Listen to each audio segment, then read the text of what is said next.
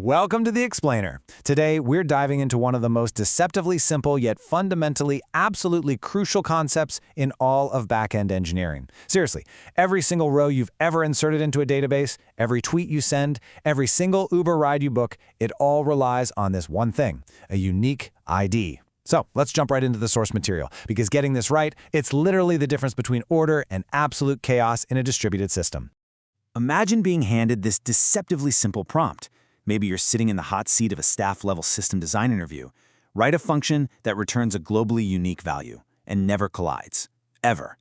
I mean, it sounds like a piece of cake, right? Just spit out a number. But we're talking about a system that has to work across thousands of servers, multiple data centers, and millions of calls per second. If it fails, you're looking at duplicate orders and catastrophic data corruption. Now, if you're like most engineers, your very first instinct is probably, well, why not just use the database?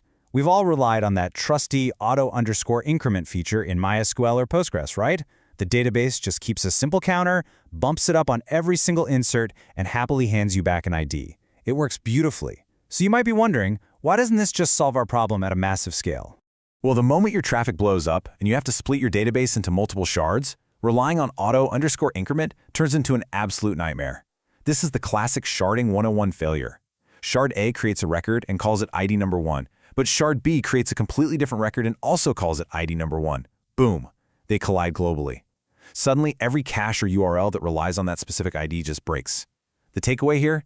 The application, not the database, absolutely has to own ID generation. So, let's play the evolution game. We're going to build a fault-tolerant, globally distributed ID from absolute first principles.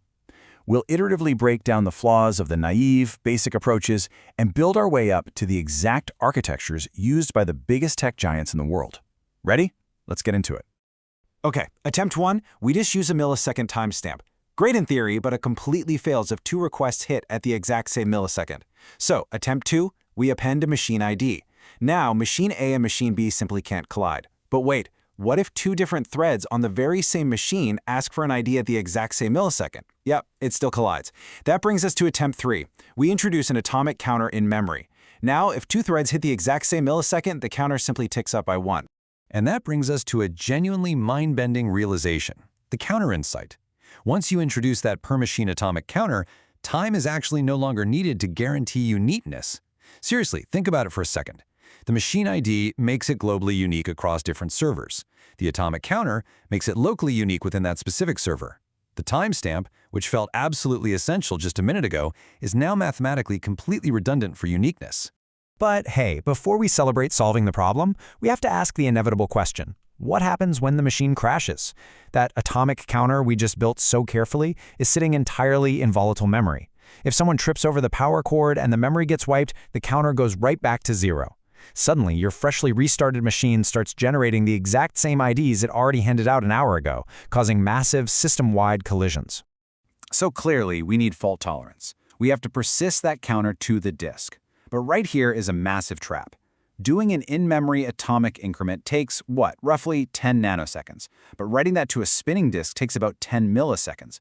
If we force a disk write on every single ID we generate, we've just introduced a literal 200,000x performance regression. We've completely tanked our system's throughput. Luckily for us, there is a brilliant, universal trick to survive crashes without absolutely killing throughput. And that trick is batching. Whenever you're backed into a corner by an impossible disk I/O bottleneck in system design, batching is almost always going to be your escape hatch. Let's look at exactly how this simple concept saves our ID generator. Here is how the recovery logic flows, and it's actually super elegant. Instead of writing to the disk every single time, we only persisted every, let's say, 1,000 increments. When the system inevitably crashes right in the middle of a batch, no big deal. On restart, we just read the last saved number and explicitly skip ahead by a full 1,000. We're trading this small number of wasted, unused IDs to guarantee that we absolutely never, ever reuse one. It's a fantastic trade-off. Okay, awesome. We now have unique, crash-proof IDs. But we have a brand new headache. If our IDs are just made up of machine numbers and counters, they aren't sortable at all. If you want to use these for, say, database B-tree indexes or a constantly paginated social media feed, you need monotonicity. This basically means IDs are roughly sortable by their creation time. To actually pull this off, we have to bring that timestamp back from the dead and slap it on the far left side of the ID. And you know what? This is exactly how the absolute titans of the industry do it. Whether you're looking at Twitter's 64-bit Snowflake architecture, a 128-bit UUID, or MongoDB's 96-bit ObjectID, they all follow this exact same unified pattern. Put time on the left for chronological sorting, then the machine bits for horizontal distribution across servers, and finally the sequence bits, our counter, to handle high-throughput concurrency. It is incredibly elegant. But wait, I have to burst your bubble here.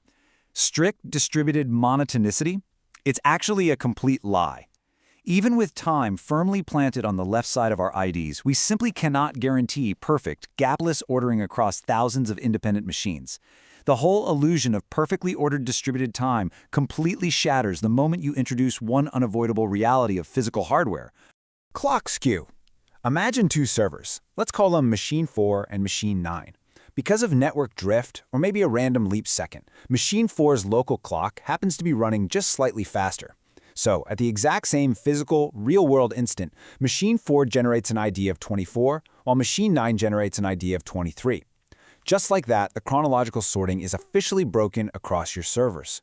So the logical next thought is, well, what about a central ID service? If clock skew across all these machines is the enemy, why not just funnel every single request through one central server with one single master clock? Well, as you can probably guess, that creates a massive single point of failure. If that server dies, your entire company stops. Plus, the network latency of asking a central server for an ID on every single insert, that would bring your application to an absolute crawl. This leads us straight into the ultimate constraint of the system. Think of this kind of like the CAP theorem, but specifically tailored for IDs.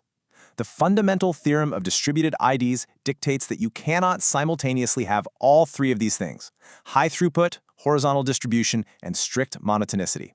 You just can't. You're forced to make a sacrifice somewhere. Real-world systems have to make their peace with these sacrifices. For example, MySQL auto-increment gives you amazing throughput and strict sorting, but you totally sacrifice horizontal distribution. Twitter Snowflake gives you massive distribution and throughput, but relaxes that strict monotonicity. And then there's Google's Spanner, which forces strict sorting globally, but to do it they literally use atomic clocks and GPS satellites to wait out time uncertainties, which naturally sacrifices throughput. Let's anchor all this theory back in reality. How does a company operating at a true planetary scale manage to solve this impossible triangle? Let's take a look under the hood at Amazon's production pattern.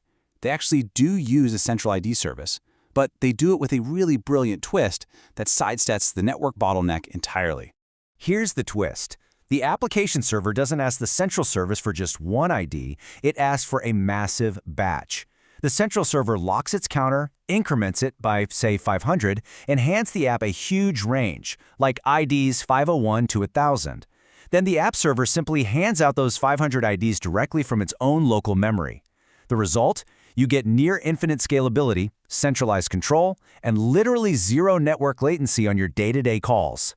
But getting beyond the whiteboard theory, we really have to look at the operational realities that absolutely destroy these naive diagrams in the real world. Things like worker ID collisions. If two machines accidentally get assigned the exact same machine ID, you're going to have silent data corruption. Clocks going backwards because of NTP adjustments. Counters overflowing in a single millisecond.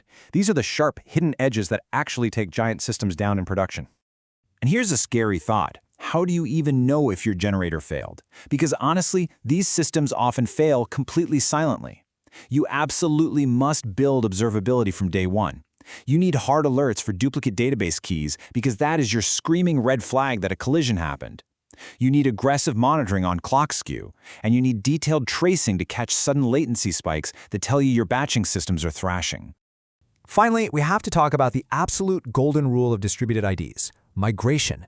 You must never, ever reuse an ID format space. If you find out your ID scheme is broken and you have to migrate to a new one, you need versioned ID formats and dual writes during that transition. If you just reset your generator, you will instantly collide with historical data and completely corrupt your entire database. No going back from that. So, we've covered the evolution, the math, and the unavoidable constraints. I want to leave you with this final, provocative thought. Throughput, distribution, strict monotonicity. You can only pick two. What specific trade-off is your own stack making right now? Are you accidentally relying on strict sorting in a system that mathematically cannot guarantee it? Take a really close look under the hood of your architecture today. The primary key of the internet isn't so simple after all, is it? Thanks so much for joining me on this explainer, and keep exploring.